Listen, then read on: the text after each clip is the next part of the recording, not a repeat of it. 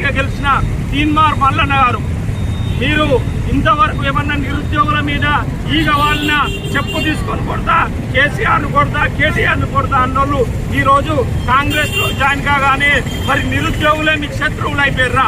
ఈరోజు మీరు గెలిచిందంటే దానికి ఎవరు కారణం? మీరు ఎక్కడికి వచ్చి ప్రచారం చేసిర్రు? మీరు ఏ కోచింగ్ సెంటర్లోకి వచ్చి ప్రచారం చేసిర్రు?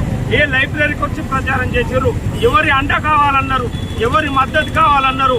ఈ మద్దతు మీరు ఎమ్మెల్సీగా గెలవడానికి ప్రతి గ్రాడ్యుయేట్ కూడా ఒక నిరుద్యోగి అన్నది మీరు గుర్తుపెట్టుకోవాలని చెప్పేసి మేము ఎమ్మెల్సీ తీన్మార్ మల్లన్నను కోరుతున్నాం. అదేవిధంగా విద్యార్థి లోకానికి నేను మద్దతు ఉంటా అని చెప్పేసి బల్మూరు వెంకట్ ఎన్ఎస్యుఐ రాష్ట్ర అధ్యక్షులు, మీరు ఎన్ఎస్యుఐ రాష్ట్ర అధ్యక్షులుగా ఉండి నిరుద్యోగుల పక్షాన కొట్లాడి కేసులు భరించారు. మరి ఈరోజు నిరుద్యోగుల మీద కేసులు అయితే మీరు ప్రభుత్వంలో ఉండి ఎందుకు మాట్లాడట్లేదు?